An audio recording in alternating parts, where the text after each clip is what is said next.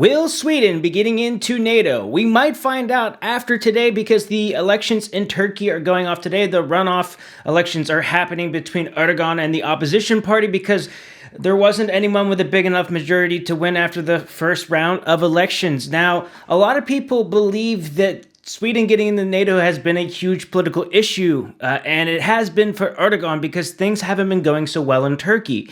If you look at Turkey, the Turkish lira to inflation, it has been insane. It's like over 60% or something like that. It's been ridiculously high. So life in Turkey hasn't been so good.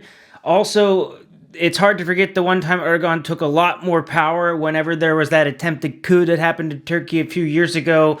A lot of people believe that Erdogan became more of a dictator when all of that went down. Sweden has done a lot of things. They've taken a lot of people. They've arrested a lot of people. They've talked about sending some people back. This has to do with the Kurdish that were in Sweden that were considered to be part of this terrorist organization.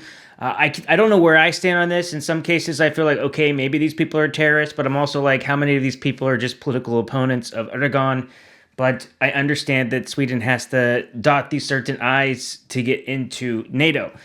Sweden has a really decent military. They have a lot of great technology, maybe not the biggest army, but will be a great addition to NATO. So here's what I think is going to happen.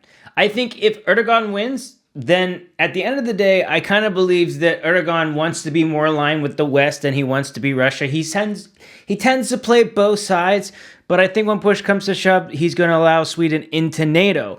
But in one case, I can see where that doesn't happen. And that is, what if Erdogan loses the election, but with all the other things like we've seen with Trump, we saw in Brazil, what if he tries to maintain or hold power? And if he holds power and everybody knows that he stole the election, if that's what he ends up doing is like stealing an election, then I think it would hurt the relationship between Turkey and NATO.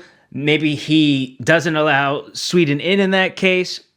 But I also think if the opposition party wins, they will also let Sweden in the NATO. So the only case where I don't see Sweden getting in the NATO has to be if Erdogan ends up being a dictator.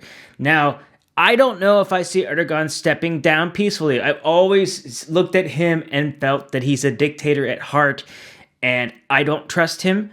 I think that he is not what Turkey needs. I think that Turkey is a great country when it's leading more towards, as far as like being Western and less like religious fundamentalism, which was what Turkey was always the best at. And Erdogan kind of brought that back a little bit more. But if you look at Turkey's history and look in the past, it was much more secular, and that's when it was always its best. So this is just my opinion on the matter. I'm curious what everybody else thinks, so please let me know in the comments below. I hope you enjoy this one. If you do, make sure to go ahead and hit that like button and consider subscribing. And I will see you guys in the next video. Hej då!